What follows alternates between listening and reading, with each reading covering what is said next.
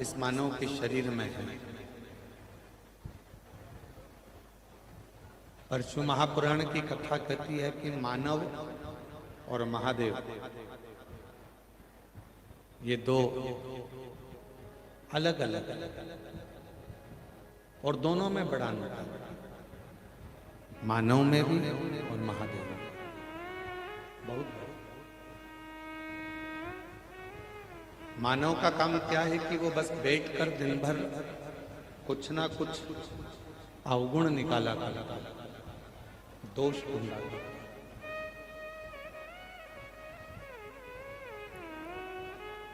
मानव अवगुण ढूंढेगा, दोष ढूंढेगा, दोष निकालेगा, दोष को ढूंढने का कार्य करेगा, कुछ ना कुछ वो दोष निकालेगा, कुछ ना कुछ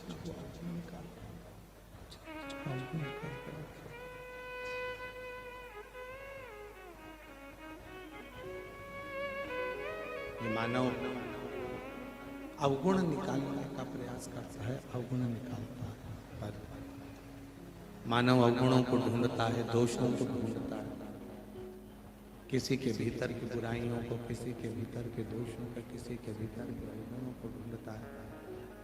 पर मेरा देव अधिदेव महादेव एक ऐसा है जो अपने भक्त का कभी दोष नहीं देखता।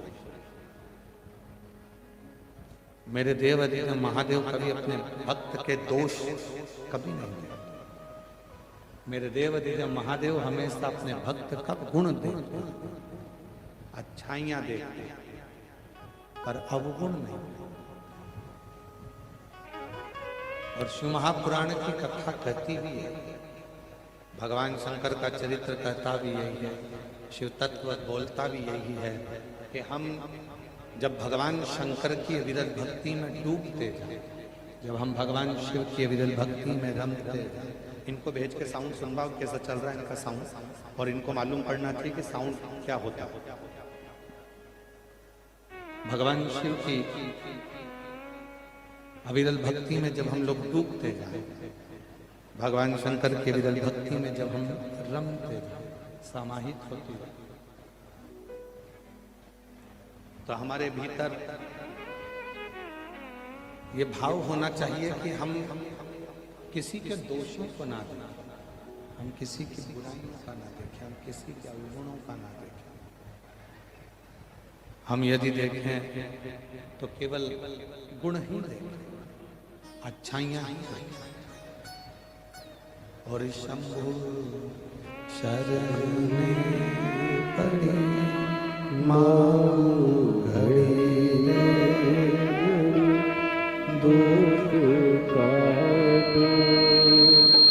दया करीन दर्शन आपे, शंभु शरण माऊ घड़ी दुख काटो, दया करीन दर्शन।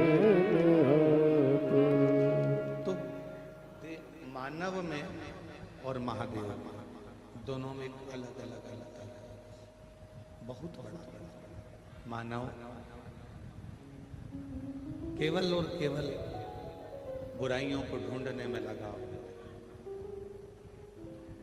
मानव केवल बुराइयों को ढूंढने में लगा, और महादेव केवल और केवल अच्छाइयां ढूंढने में लगा। कैसे हो आप? उसको महादेव से को कोई मतलब नहीं होता। महादेव को केवल इतना सा मतलब है कि आप निष्कपट भाव से आप भक्ति कितनी करें, स्मरण कितना करें, मंत्र जाप कितना कर रहे, जाप कर रहे।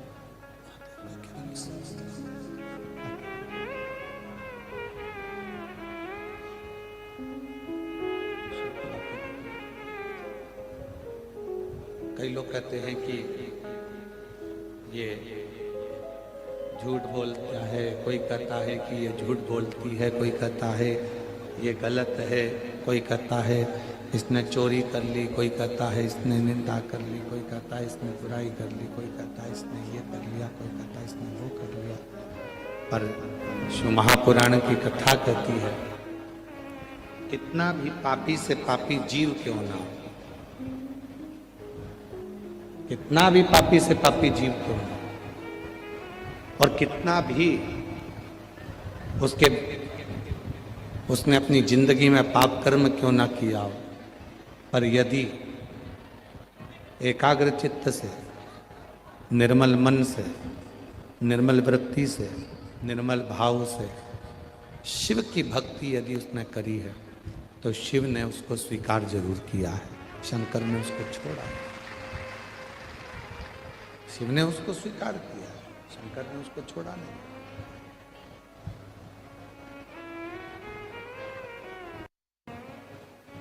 शिव महापुराण की जो कथा प्रारंभ हुई है वो एक देवराज नाम के ब्राह्मण से प्रारंभ हुई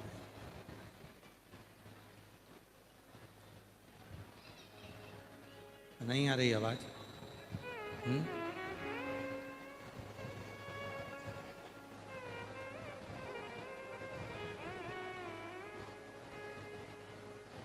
शिव महापुराण की जो कथा प्रारंभ हुई है वो देवराज नाम के ब्राह्मण से प्रारंभ,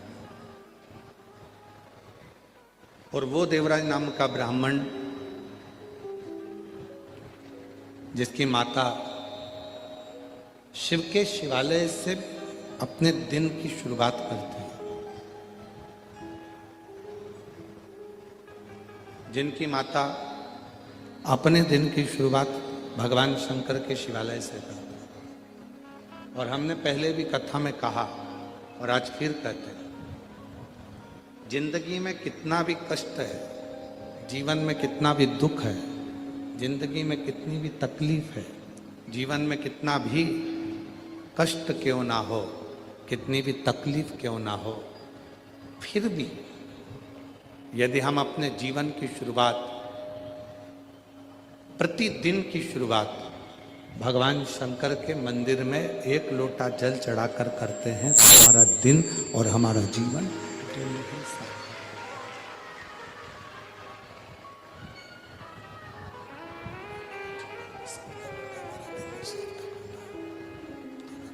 शुरुआत अच्छे से करें।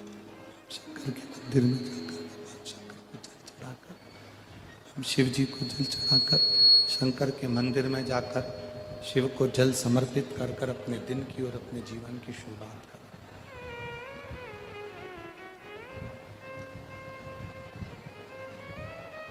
भक्ति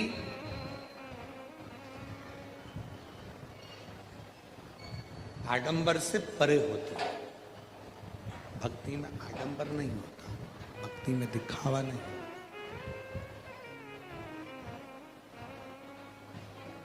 भक्ति में यदि होता है तो केवल एक विश्वास होता है।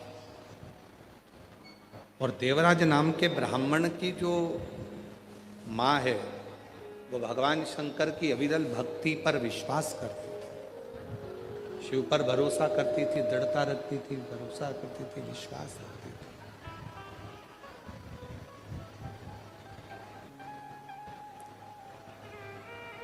भगवान शंकर की अविरल भक्ति पर पूर्ण भरोसे के साथ रहती है। और ऐसा नहीं कि उन्होंने अपने पुत्र देवराज को मंदिर तक नहीं भेजा। हमने पहले भी कथा में कहा है कि प्रत्येक माता को चाहिए अपने जीवन में कि अपने बच्चों को कहीं भेजो चाहे ना भेजो, पर अपने बच्चों को अपने घर के नजदीक में जो शिव जी का मंदिर है उस मंदिर में एक लोटा जल चढ़ाने जरूर भेजा करो, जिससे उन बच्चों में अच्छे संस्कार,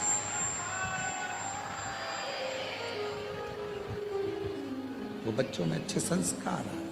उनको एक लोटा जल चढ़ाने के लिए उस मंदिर तक भेजना प्रारंभ, एक लोटा जल चढ़ाने के लिए शिव मंदिर तक, शंकर के मंदिर तक भेजना प्रारंभ करिए। यदि छत्रपति वीर शिवाजी महाराज की माता जीजाबाई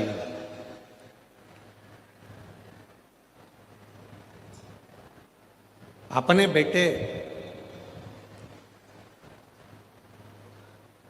छत्रपति वीर शिवाजी महाराज को यदि कहीं खेलने भी भेजती थीं तो कहती थीं कि योद्धा के रूप में शिव की साक्षी, शंकर के साक्षी, शंकर के साक्षी, शंकर के साक्षी में, शिव के साक्षी में, शंकर के साक्षी, शिव के साक्षी में, शंकर के साक्षी में, शिव के साक्षी।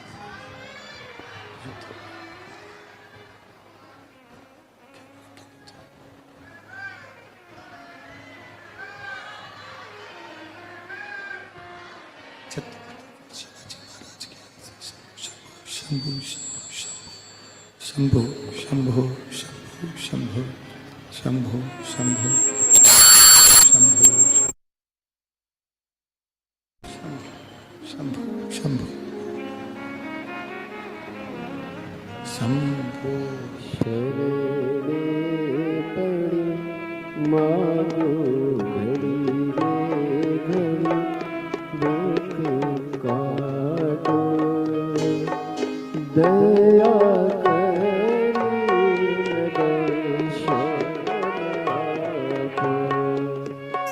शंभु शरणे पड़ी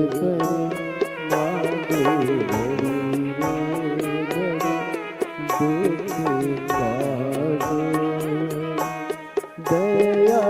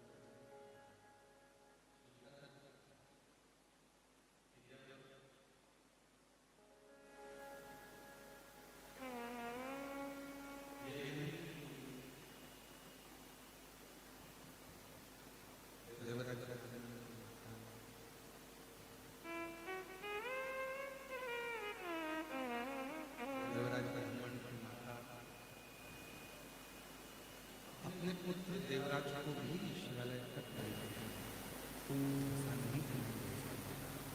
शिवालय तक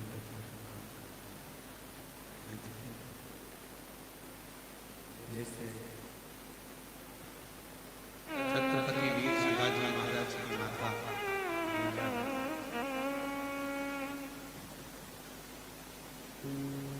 अगर अपने पुत्र छत्रपति वीर शिवाजी महाराज को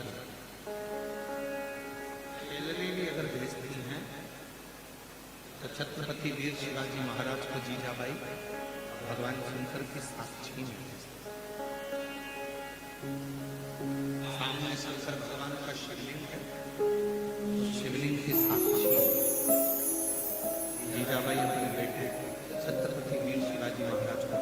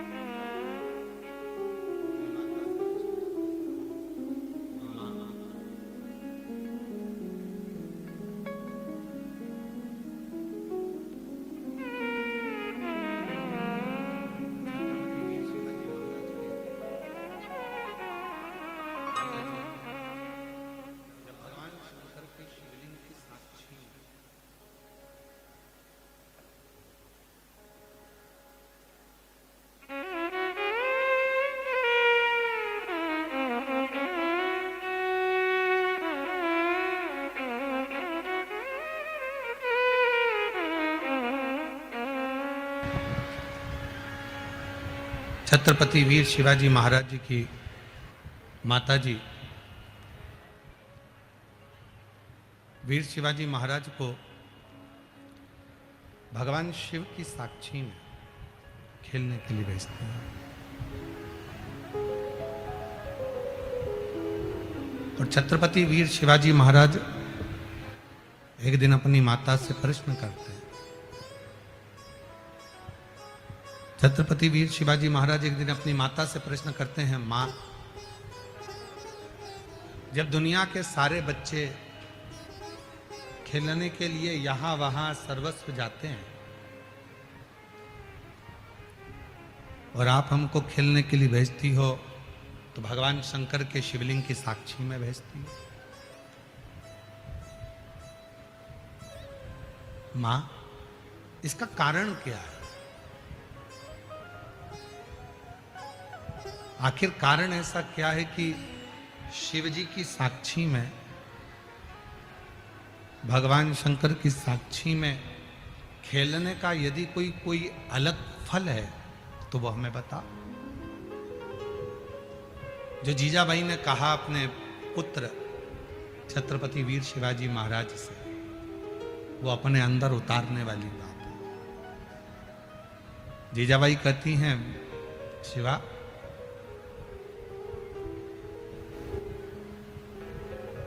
जिंदगी का कोई भी कार्य, मानव जीवन जब अपने जीवन का कोई भी कार्य करे और वो कार्य भगवान शंकर को साक्षी मानकर करे, तो जिंदगी में ऐसा कोई खेल नहीं हो सकता जिसमें उसकी हार हो जाए, वो जीत हासिल करकर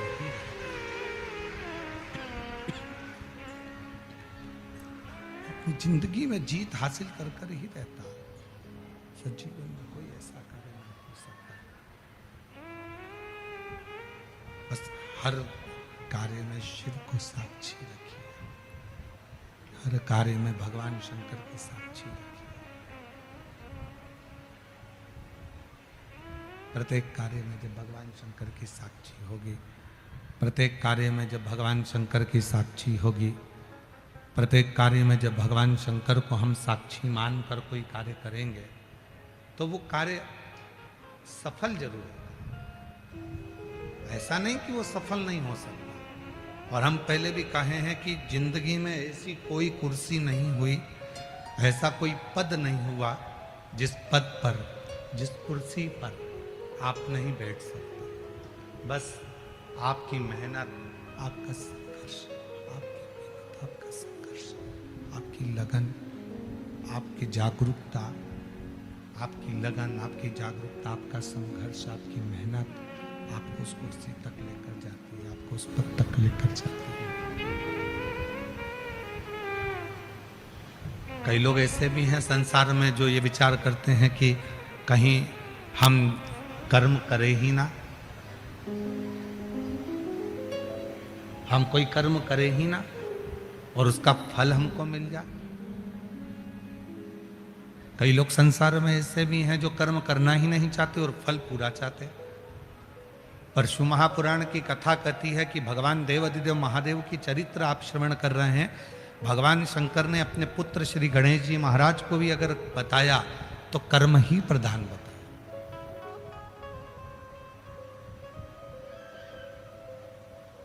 भगवान शिव ने, शायद दुनिया में ऐसे बहुत सारे राजा महाराजा होंगे जो अपने बेटे को सिंहासन दे देते हैं। दुनिया में ऐसे बहुत सारे राजाओं का चरित्र आप पढ़ेंगे, दुनिया में ऐसे बहुत सारे राजाओं का चरित्र आप स्मरण करेंगे जो अपने पुत्र को राज्यपाट दे देते हैं। पर एक देवाधिदेव महादेव भगवान शंकर एक ऐसे हैं जो अपने पुत्र को, अपने बेटे को भी अगर राज्य देते हैं, अपने पुत्र को भी यदि सिंहासन देते हैं, राज्य देते हैं, तो पहले उसकी पूर्ण परीक्षा लेते हैं। पूर्ण परीक्षा अपने पुत्र की, पूर्ण परीक्षा पुत्र की, पूर्ण परीक्षा अपने पुत्र की ले रहा है, पूर्ण परीक्षा। भेजा भगवान शंकर ने माता पार्वती जी ने कि जाओ, जो पृथ्वी की पहली परिक्रमा कर कर आएगा, तो पृथ्वी की पहली परिक्रमा कर कर आएगा, वही प्रथम गिनती में माना जाएगा। आप चाहते तो भगवान शिव अपने पुत्र को सीधे सिंहासन पर बिठा सकते थे, पर सीधे सिंहासन पर भगवान शंकर ने नहीं बिठाया। भगवान शंकर ने पहले परीक्षा लेकर दोनों को पृथ्वी की परिक्रमा करने के लिए भेजा। दोनों को परिक्रमा करने के लिए भेजा, दोनों परिक्रमा करने के लिए चले।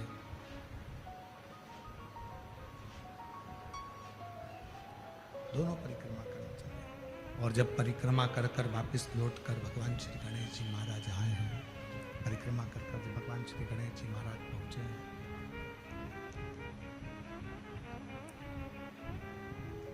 और उनकी बुद्धि की प्रबलता जब नजर आई है, बुद्धि जब प्रखर नजर आई है, बुद्धि की तीव्रता जब नजर आई, तो भगवान गणेश जी महाराज को स्थान पर विराजमान करके बिठा दिया। बुद्धि की तीव्रता में उनको विराजमान कर दिया। तो शिव कथा कह रही है, भगवान शंकर का चरित्र कथा है, शिव महापुराण की कथा कहती है। भगवान शंकर का चरित्र वर्णन कर रहा है, शिव पुराण वर्णन कर रहे हैं। भजन शंभो शरण घड़ी रे घड़ी दुख काट, दया करीन दर्शन आपको।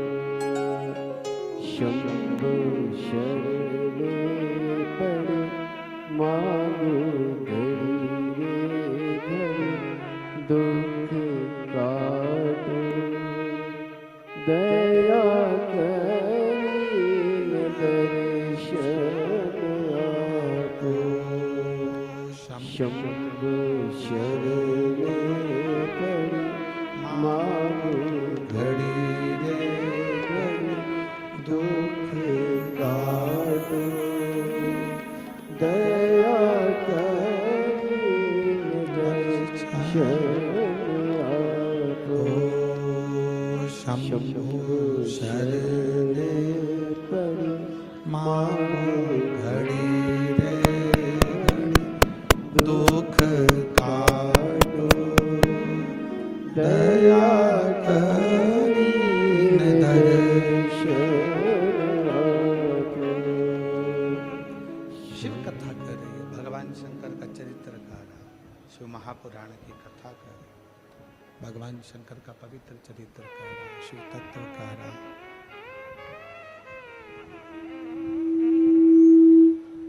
भगवान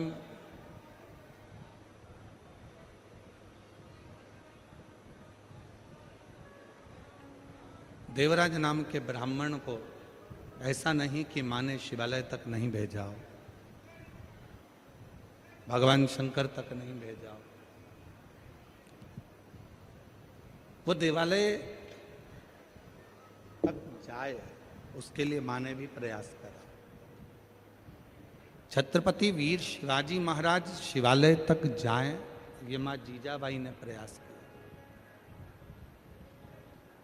और देखो चरित्र का स्मरण करिएगा, चरित्र को देखिएगा, स्मरण करिएगा, ध्यान करिएगा, स्मरण करिएगा कि देवराज को उनकी माता शिवालय तक भेज रही है, पर देवराज जाता नहीं है, देवराज पहुंचता नहीं,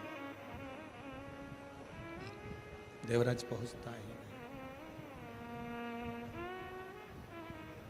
और छत्रपति वीर शिवाजी महाराज शिवालय तक जाते हैं, शिवालय के सम्मुख में ही खेलते हैं। शिव की कृपा कितनी हुई, जो शंकर के मंदिर तक नहीं पहुंचा, वो देवराज नाम का ब्राह्मण, जो शिव के मंदिर तक नहीं पहुंचा, देवराज नाम का ब्राह्मण, वो देवराज नाम का ब्राह्मण जो भगवान शंकर के मंदिर तक नहीं पहुंचा, वो एक दिन चोरी करना सीख गए। वो देवराज नाम का ब्राह्मण जो शिव के मंदिर तक नहीं पहुंच पाया, वो चोरी में लग गया, चोरी करने में लग गया। सुबह से लेकर शाम तक उसका एक ही काम रहता था, केवल चोरी करना, केवल धन अर्जित करना, चोर कर लाना,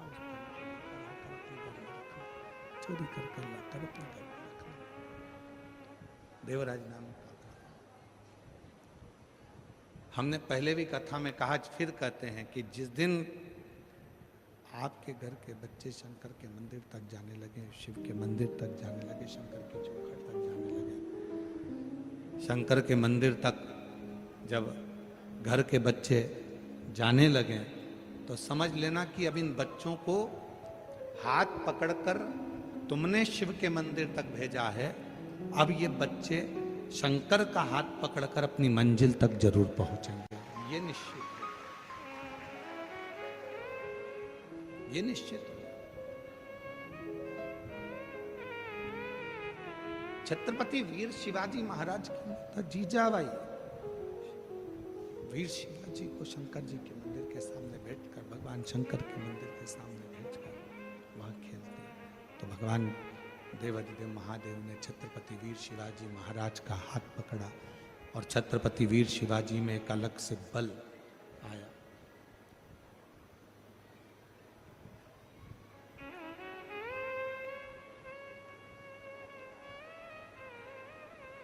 ये जो अपन अपनी वाणी में बार बार कहते हैं ना, हर हर महादेव, जब हम अपनी और अपनी वाणियों में कहते हैं, ये शब्द हमारा और अपना नहीं है,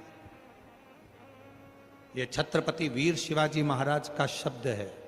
जब जब वो युद्ध के मैदान में टूटते थे तो हर हर महादेव का नाद करते, हर हर महादेव का नाद कर कर युद्ध के क्षेत्र में टूट पड़ते थे, युद्ध क्षेत्र में आ जाते थे। उन छत्रपति वीर शिवाजी महाराज का नाद। तो हमारे जीवन का सारा कार्य, हम अपना जीवन का जब सारा कार्य पूर्ण तरह से शिव को समर्पित कर देते हैं, तो शिव उस कार्य को स्वीकार कर लेते हैं और भगवान शंकर उस कार्य को स्वीकार कर कर हमको उन्नति की सीढ़ी पर, तरक्की की सीढ़ी पर लेकर चले जाते हैं, उन्नति की ओर लेकर चले जाते हैं। छत्रपति वीर शिवाजी महाराज, देवराज नाम का ब्राह्मण, ये दोनों अंतर है। देवराज नाम के ब्राह्मण को भी उनकी माता, देवराज नाम के ब्राह्मण को उनकी माता भेजती है। ऐसा नहीं, कोई माँ संसार में ऐसी नहीं है जो अपने बेटे को गलत मार्ग दे। संसार में कोई माता ऐसी नहीं है जो अपने पुत्र को गलत राह दे। संसार में कोई माता ऐसी नहीं है जो अपने पुत्र को गलत विचार, गलत सोच, गलत दृष्टि दे।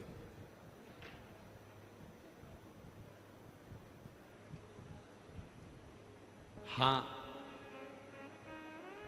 हम दूसरे की तो नहीं कर सकते, पर जगत में ऐसी कोई माँ नहीं है जो अपने बच्चे को गलत मार्ग पर भेजकर खुश हो। प्रत्येक घर की माता, उसका एक ही लक्ष्य रहता है कि मेरा पुत्र एक दिन मेरे जैसा हो। प्रत्येक घर की माता ये विचार करती है कि मेरा पुत्र मेरे जैसा हो, मेरा पुत्र अच्छा कर्म करे, मेरा पुत्र अच्छे कार्य के प्रति तत्पर रहे, अच्छे कार्य में लगा रहे।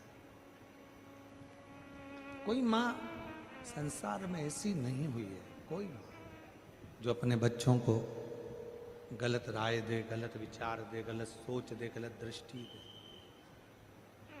तो देवराज नाम के ब्राह्मण की जो माँ थी, वो देवराज को शिवालय तक भेजती थी, भगवान शंकर के मंदिर तक, पर देवराज उस शिवलिंग मंदिर तक जाता ही नहीं था। देवराज शिवालय तक जाता ही नहीं था। वो बीच राह में अपने मित्रों के पास में, अपने दोस्तों के पास में गलत संगत में, गलत विचारों में, गलत दृष्टि में फंस जाता था। पर वो श्रेष्ठ मंदिर तक नहीं पहुंच पाते। और शिव पुराण क्या कहती है? शिव के मंदिर तक जाओ, मना नहीं है, पर आडंबर से दूर हटकर, पाखंड से दूर हटकर, दिखावे से दूर हटकर, बनावटी जीवन से दूर हटकर आप जितना शिव के करीब में रहोगे, शिव पुराण कहती है उतना शंकर आपके हृदय में निवास करेगा, शिव उतना आपका कल्याण करेगा। पर आजकल का जमाना क्या हो गया कि दिखावे का जमाना हो गया।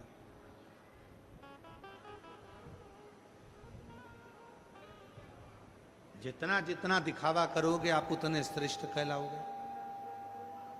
पर शिवपुराण इन सबसे आपको हटा देती है। शिवपुराण कहती है कि मेरे शिव किसी आडंबर में नहीं, मेरे शंकर भगवान कोई आडंबर नहीं करते। उसके पास में दिखावे की कोई सूरत नहीं, उसके पास में दिखावे का कोई सामान नहीं, उसके पास में दिखावे की कोई चीज नहीं। मेरे शंकर भगवान सारे आडंबरों से परे हैं, वो सारे आडंबरों से दूर हैं, उनके पास में कुछ भी नहीं।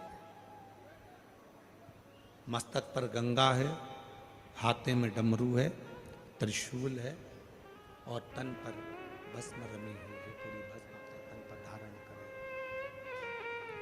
तन पर भस्म धारण करे। भस्म से क्या मतलब है? आप सिद्धेश्वर शिव महापुराण की कथा सुनने के लिए बैठे हो। भस्म से क्या मतलब है?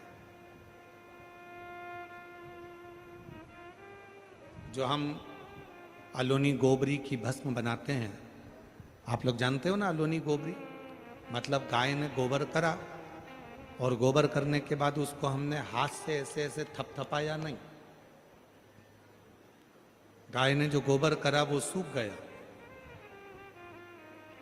और उसकी गोबरी तैयार हो गई।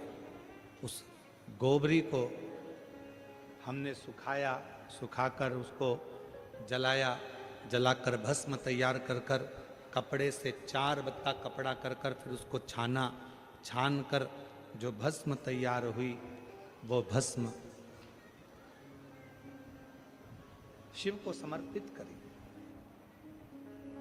वो भस्म कोई साधारण नहीं, उस भस्म की मूलता, उस भस्म की श्रेष्ठता, उस भस्म की जागरूकता, उस भस्म का तेज। यहां तक वर्णन किया गया कि शंकर जो भस्म धारण करते हैं, यदि हम भगवान शंकर के शिवलिंग पर उस भस्म को हम लगाकर हमारे शरीर के मस्तक पर, कंठ पर, हृदय पर, भुजा पर यदि हम उस भस्म को भी धारण कर लेते हैं अपने वक्ष स्थल पर, तो वो हमको एक बल प्रदान करती है। शिव महापुराण में 3 चीजें कवच के रूप में काम करती हैं। थोड़ा समझिएगा आप लोग। शिव महापुराण में 3 चीजें कवच के रूप में काम करती हैं। 3 चीज। पहले नंबर पर है शिव पुराण में भस्म, कवच का काम करती है। दूसरे नंबर पर है रुद्राक्ष, कवच का काम करती है। और तीसरे नंबर पर है भगवान शंकर पर चढ़ी हुई बेलपत्र या शिवजी पे चढ़ा हुआ जल हमारे शरीर में कवच का काम करता है। ये 3 कवच का काम, ये 3 कवच का काम करते हैं। भस्म भी कवच का काम करती है, रुद्राक्ष भी कवच का काम करता है, जल बेलपत्र भी कवच का काम करता है। तीनों कवच का काम करते हैं।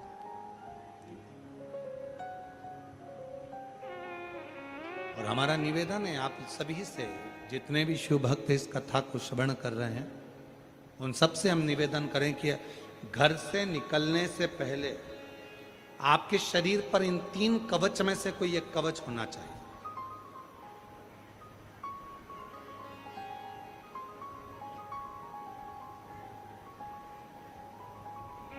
घर से निकलने से पहले अपने शरीर पर ये 3 कवच में से एक कवच धारण होना चाहिए। या तो हमारे गले में रुद्राक्ष हो, या हमारे तन पर कहीं पर भी भस्म लगी हो, या हम जब घर से निकलें तो एक बेलपत्र अपनी जेब में हो, या भगवान शंकर पे चढ़े हुए जल को हम पीकर आचमन कर कर या प्रोक्षण कर कर अपने घर से निकले। अपने घर से ये 3 कवच है, ये 3 कवच है। और हमारा विश्वास कहता है, आप जितने भी कथा के मंडप में बैठे हुए हो, इतना तो भरोसा है कि आप जितने भी बैठे हो, आपके पास में इन 3 कवच में से एक कवच सबके पास है, और वो रुद्राक्ष रूपी कवच आपके पास है। और यदि रुद्राक्ष नहीं पहने हो तो भस्म अपने तन पर धारण करे, और भस्म धारण नहीं कर पाए तो तुमने शंकर जी पे चढ़ाए हुए जल को मस्तक पर लगाया, या प्रोक्षण किया, या आचमन किया। 3 कवच जो तुमने धारण करे, इन 3 कवच में से एक कवच भी अपनी जिंदगी में अगर हम धारण करते हैं तो हमें सुख का अनुभव होता है। सुख का, ये वो कवच है। और कितना सुंदर कहा विद्येश्वर संहिता में, जब रुद्राक्षों का महत्व भगवान शंकर स्वयं मां जगतजननी जगदम्बा से करते हैं, पार्वती को करते हैं। और माता पार्वती जी को जब भगवान शंकर अपने रुद्राक्षों की महत्वता बताते हैं, तो मां जगतजननी जगदम्बा स्वयं हाथ फैलाकर भगवान शंकर के सामने कहती हैं कि मुझको भी ये रुद्राक्ष दीजिए, मुझे भी धारण कर, ये रुद्राक्ष मुझे भी दो, मुझे भी धारण कर, मुझे भी दो। और जैसे ही मां जगतजननी के हाथ में रुद्राक्ष आता है, तब मां आद्य शक्ति उस रुद्राक्ष को वापिस पुनः मस्तक से लगाकर शिव जी को देती है। तो भगवान भोलेनाथ जी ने पूछा, पार्वती अभी तो तूने इतनी उत्सुकता से, इतनी प्रबलता से, इतनी प्रखरता से रुद्राक्ष को मांगा, और अभी तूने रुद्राक्ष को मांगा और रुद्राक्ष पुनः मुझे वापस दे दिया। तो पार्वती जी कहती हैं, भगवान देवादिदेव महादेव से कहती हैं, बाबा मैं स्त्री हूं, मैं नारी हूं, और नारी के जीवन में कई बार अशुद्धता का भाव आ जाता है। अगर मैं इस रुद्राक्ष को धारण करूंगी, मैं इस रुद्राक्ष को अपने साथ में रखूंगी, तो क्या मेरा रुद्राक्ष अशुद्ध नहीं हो जाए? और यह प्रश्न केवल एक पार्वती जी ने स्वयं के लिए नहीं करा है। ये जितनी मेरी जीजियां बैठी हैं, जितने मेरे जीजा बैठे हैं, जितनी मेरी बेटियां बैठी हैं, जितने मेरे बेटा बैठे हैं, जरा सावधानी से सुनिएगा इस प्रसंग को। पार्वती जी रुद्राक्ष को हाथ में लेती हैं और पुनः मस्तक से लगाकर वो रुद्राक्ष पार्वती जी शिव जी को वापस दे देती हैं। विद्येश्वर संहिता शिव महापुराण, रुद्राक्ष महत्व वापिस शिव को। शिव जी ने कहा, अभी तो तुम इस रुद्राक्ष को पाने के लिए इतना इतना प्रयास कर रही थी,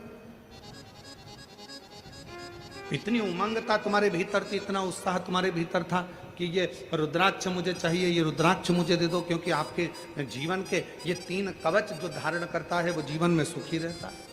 तो फिर ये रुद्राक्ष जो आपने मुझे दिया पार्वती जी, फिर सिर से लगाकर मुझे वापस क्यों कर दिया? पार्वती जी कहती हैं, मैं स्त्री हूं, मैं नारी हूं, और मैं स्त्री, मैं नारी, मैं एक स्त्री, एक महिला, एक नारी स्त्री हूं। अगर ये रुद्राक्ष मेरे पास में रहेगा तो मैं कहीं ना कहीं अशुद्ध भी हो जाती हूं। जब मैं अशुद्ध हो जाऊंगी तो ये रुद्राक्ष भी अशुद्ध हो जाएगा, ये रुद्राक्ष भी अशुद्ध हो जाएगा। भगवान भोलेनाथ मुस्कुराए, हंसे और हंसकर मेरे शंकर भगवान ने बड़ी सुंदर एक बात कही, पार्वती मेरे द्वारा दिए हुए ये 3 कवच ऐसे हैं जो जिंदगी में कभी अशुद्ध नहीं होते हैं, ये हमेशा शुद्ध ही रहते। ये मेरे द्वारा 3 कवच ऐसे हैं जो कभी अशुद्ध नहीं होते, ये हमेशा शुद्ध ही रहते। और इसका काम है, अगर कोई अशुद्ध हो भी गया, मान लो किसी ने अशुद्धता धारण भी कर ली, तो भी ये कवच उसे शुद्धता प्रदान करता है, ऊर्जा प्रदान। तुम्हें नारी होकर इस रुद्राक्ष को धारण कर सकती हो। और हम आपसे निवेदन करें, माता पार्वती जी का, महागौरी का अगर स्वरूप का दर्शन आप करेंगे, मां कात्यायनी के स्वरूप का यदि आप दर्शन करेंगे, मां कुष्मांडा का यदि आप दर्शन करेंगे, मां स्कंदा का यदि आप दर्शन करेंगे, 9 स्वरूपों में कई माता के ऐसे स्वरूप हैं जिन स्वरूपों का यदि आप दर्शन करेंगे तो उन स्वरूप में आप दर्शन करेंगे कि माता के गले में और हाथ में रुद्राक्ष की माला पड़ी हुई है। रुद्राक्ष का, क्या मैं नारी होकर इस रुद्राक्ष को धारण कर सकती हूं? हां, यह शुद्धता प्रदान करता है, शुद्धता का भाव। कई लोग ऐसे हैं जो कहते हैं, गुरुजी बेलपत्री का वृक्ष हमारे आसपास में तो नहीं है, पर बेलपत्री का वृक्ष शमशान में है। शमशान में 4 बेलपत्री के वृक्ष लगे हैं, हम वो बेलपत्री को तोड़कर लाकर क्या शिव जी को समर्पित कर सकते हैं? अरे भाई, शिव महापुराण की कथा कहती है, रुद्राक्ष, शिव पे चढ़ी हुई भस्म और बेलपत्र, शंकर का चढ़ा जल, गंगा जल, ये कभी अपवित्र नहीं होते, ये पवित्र की पवित्र हैं और कवच का काम है, कवच का कार्य, ये अपना कर्म करते। इनमें पवित्रता का भाव है, इनमें अपवित्रता का भाव नहीं है। अब कई माताएं कहती हैं, क्यों गुरुजी हम जब रजोधर्म से हो जाते हैं, रजस्वला हो जाते हैं, तो क्या हम भगवान का कोई नाम जाप, कोई नाम स्मरण, कोई भजन, कोई कीर्तन, कोई नाम जाप नहीं कर सकते? क्यों नहीं कर सकते?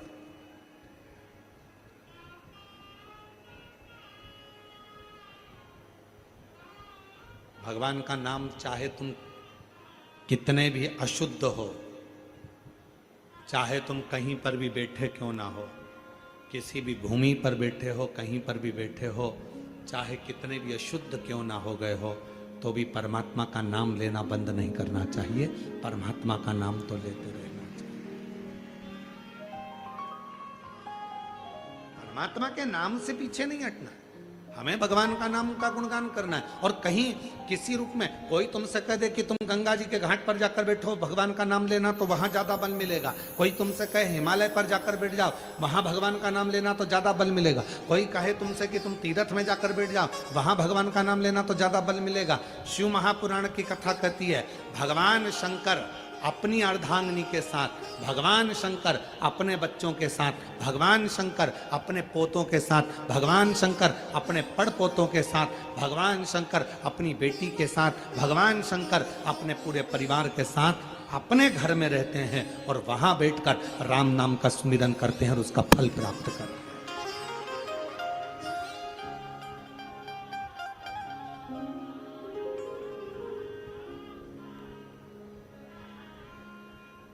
सबसे बड़ा आश्रम होता है गृहस्थाश्रम। घर में रहकर भजन करना कठिन है। क्यों? क्योंकि भजन करते करते ना जाने कितने स्मरण हमारी बुद्धि में रहते हैं। आरती करते करते, भजन करते करते, हनुमान चालीसा पढ़ते पढ़ते भी जय हनुमान ज्ञान गुण सागर, जय कबीर तिहुँ लोक उजागर, राम दूत अतुलित बलधाम, अंजनी पुत्र पवन सुतनामा। देखना, उससे कहना आधा किलो दूध दे दे और 1 किलो दही लेकर आना, आते आते काम करना, ब्रेड की थैली लेकर आना, जय हनुमान ज्ञान गुण सागर, जय कबीर तिहुँ लोक उजागर, राम दूत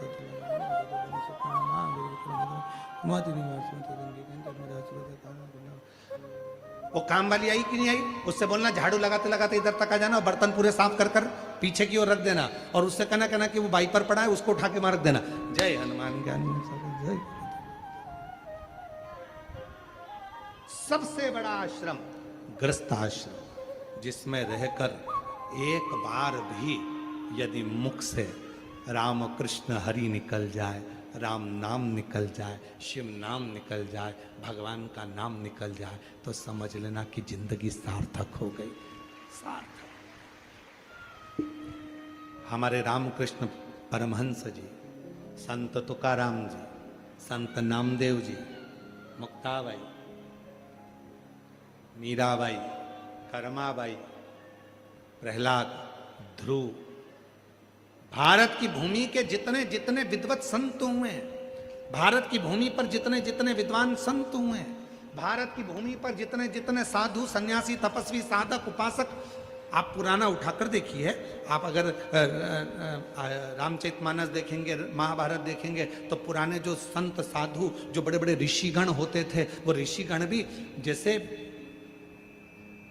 स्वयं ऋषिगण अपनी अर्धांगिनी के साथ रहकर भगवत भजन में सुमिरन में लगे रहते, परिवार के साथ में रहकर जो भजन किया, परिवार में साथ में रहकर जो स्मरण किया, परिवार के साथ रहकर जो मंत्र जाप किया, जो नाम जाप किया, परिवार के साथ में रहकर जो भगवत नाम किया, वही मूल हो जाता। वो एक बार भी अगर मुख से निकले तो जीवन सार्थक।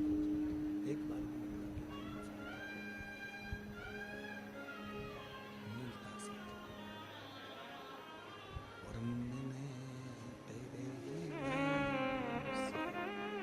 मैंने तेरे ही भरोसे बाबा, तेरे ही भरोसे हवा बीच उड़ती जावा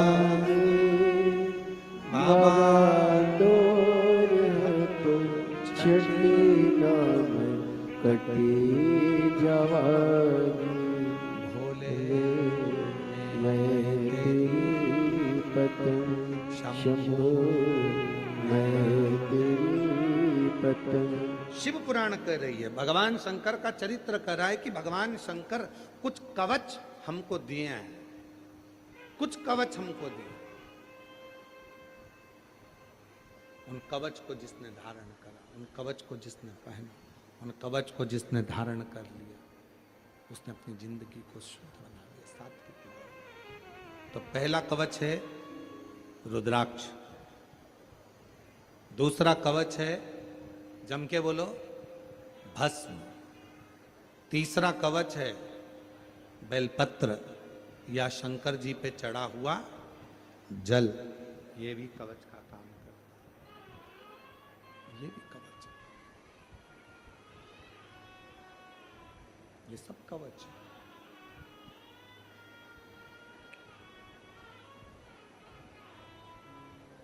तो कई लोग कह देते हैं गुरुजी रुद्राक्ष हम पहनेंगे तो कोई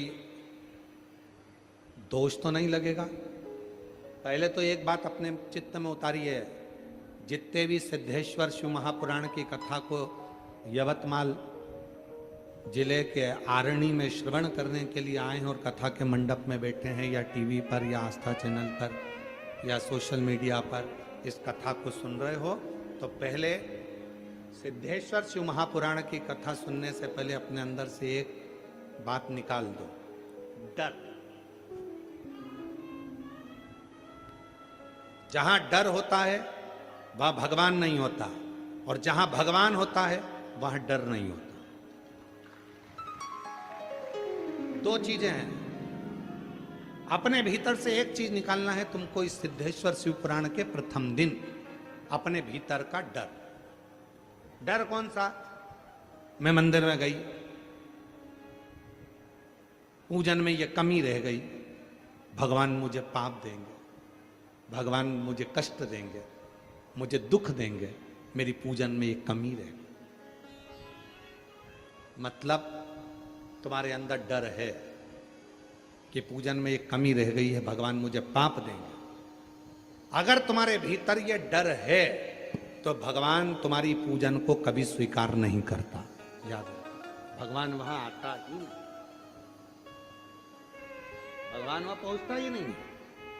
जिस दिन तुमने अपनी बुद्धि से ये निकाल दिया, जिस दिन तुमने अपने विचारों से निकाल दिया कि नहीं मैंने पूजन करी है, हो सकता है बेलपत्र मैंने गलत तरीके से चढ़ा दी, हो सकता है कि मैंने दुर्वा गलत तरीके से चढ़ा दी, हो सकता है चावल मुझे ऐसे चढ़ाना था, हो सकता है जल मुझे ऐसे चढ़ाना था, हो सकता है कि मुझे पूजन ऐसी करना थी, और पूजन में अगर कोई गलती भी हो गई तो डरने की बात नहीं। हमारे बाप की पूजन करिए, हमारे पिता की पूजन करिए, हमारे बाबू की पूजन। मेहमान घर में आएगा तो तुमको थाली लगाना पड़ेगी, चौरंग लगाना पड़ेगा, चौरंग के साथ में रंगोली डालना पड़ेगी। मेहमान आएगा, अब देख लो, अपने घर के पिता को, अपने घर के बाप को भोजन कराना और मेहमान को भोजन कराना, दोनों में कितना अंतर, जरा ध्यान देखना। मेहमान आया, चौरंग लगाया, रंगोली डाली, रंगोली डालकर सुंदर फूलों की रंगोली डाली, आसन लगाया, आसन लगाकर पानी भर कर दिया, पानी भरकर पापड़ ला कर दिया, सलाद ला कर दिया, अचार ला कर दिया, 4-5 तरह की चटनी ला कर दे दी, और थाली लगाई, इतने अच्छे से लगाई कि चावल को भी कटोरी में रखकर डिजाइन के साथ थाली में जमाया, चावल को भी, सीरा हलवा, उस सीरे को भी कटोरी में अच्छे से दबा के सीरे को, हलवे को, रवा का हलवा, आटा का हलवा, बादाम का हलवा, सीरे का, उसको भी थाली में ऐसे जमा के कटोरी को निकाला डिजाइन में। अचार भी डिजाइन में, छोटी कटोरी में, नमक भी छोटी कटोरी में, बड़ी कटोरी में खीर, चम्मच को भी 4 बार पोंछ के रखी। क्यों?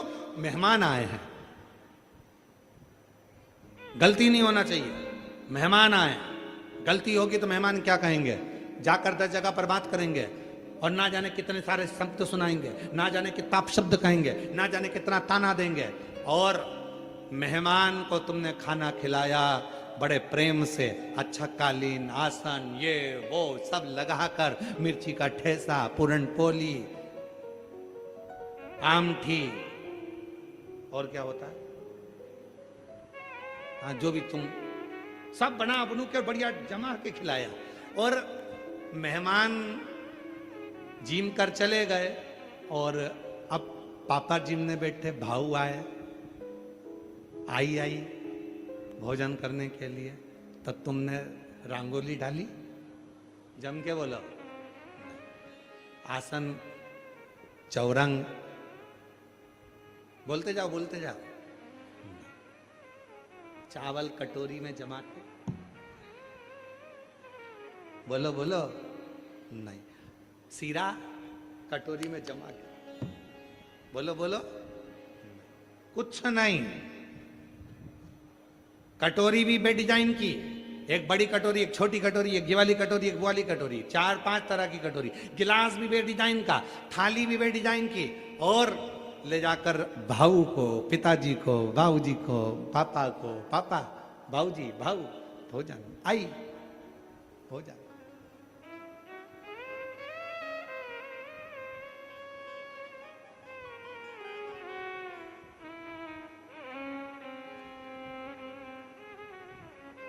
भाऊ ने कुछ कहा, जम के बोलो, आई ने कुछ कहा नहीं। क्यों? क्योंकि वो जानती है ये मेरा बच्चा है, वो जानती है ये मेरी बहू है, वो जानती है ये मेरी बेटी है, और मुझे अगर भोजन ला कर दिया है तो उसने भाव से ला कर दिया है, दिखावे से नहीं। दिखावे की जरूरत दूसरे को पड़ती है, मेरे महादेव को, मेरे शंकर भगवान को दिखावा नहीं चाहिए। नहीं साहब, तुम्हारे भीतर डर है, अगर मैंने ये वाला पूजन ऐसा नहीं करा तो डर है कि ऐसा ना हो जाए, मैंने ये व्रत ऐसे कर दिया तो डर है ऐसा ना हो जाए, मैं अगर ऐसा कर गई तो ऐसा हो जाएगा, डर है। और जहां डर है वहां मेरा शिव नहीं है। तुमने जिस दिन अपने भीतर से डर निकाल दिया कि मैं जल चढ़ा रही हूं, कोई गलत काम नहीं कर रही, मैं बेलपत्र चढ़ा रही हूं, कोई गलत काम नहीं कर रही, मैं जल चढ़ाकर आचमन कर रही हूँ, पी रही हूँ, कोई गलत काम नहीं कर रही, मैंने बेलपत्र उठाकर खा लिया, कोई गलत काम नहीं किया। जब तुम्हारे भीतर ये डर हट जाएगा तब समझ लेना कि शिव तुम्हारी जिंदगी में सुख प्रदान करना प्रारंभ कर दे। जितने ही बैठी हैं मेरी जीजियां, जितने मेरे जीजा बैठे हैं, जितनी मेरी बेटियां बैठी हैं, जितने मेरे बेटा बैठे हैं, इसमें से कई, जितने मेरे बुजुर्ग माँ बाप बैठे हैं, इसमें से कई ऐसे हैं जो डर कर पूजा करते हैं। मैं ऐसा करूंगी कहीं ऐसा ना हो जाए, मैंने पशुपति व्रत करा ये गलती ना हो जाए, मैंने ये ऐसा कर दिया कहीं ऐसा ना हो जाए, मैं जल चढ़ाने गई थी उसने ऐसा कर दिया, मेरा बर्तन को छू दिया, मेरे बर्तन को ऐसा कर दिया, कहीं गलती ना हो जाए। और हम डर के कारण भगवान की पूजन को डर के कारण कर रहे हैं। नहीं, शिव कहते हैं बाप मानती हो ना तो जैसी मर्जी पड़ जाए वैसे तुम आओ, और जैसा मन पड़ जाए वैसे शिव को भी जाओ। बाप मानती हो ना, पापा को तो कैसे भी भोजन करा दो। और कभी कभी पापा क्या कह देते हैं, ए बेटा आज तो मेरा मन कर रहा है, बेसन और रोटी लिया, बेसन चावल लिया, मन कर रहा। पिता है तो बाप तुमसे बहुत चीज की चाह नहीं रखता, पिता तुमसे बहुत सारी सामग्री की चाह नहीं रखता। मेरे शंकर भगवान तो केवल देना जानते हैं, तुमसे लेने की चाह नहीं रखते कि तुम मुझे ये चाह। और हो के नंदी पैसावान भक्तों की पुकार काशी नगरी से आए थे मेरे भोलेनाथ। सुन के भक्तों की पुकार हो के नंदी के सवार काशी नगरी से आए थे मेरे भोलेनाथ। सुन के भक्तों की पुकार हो के नंदी पे सवार काशी नगरी से आए है मेरे भोलेनाथ। राधे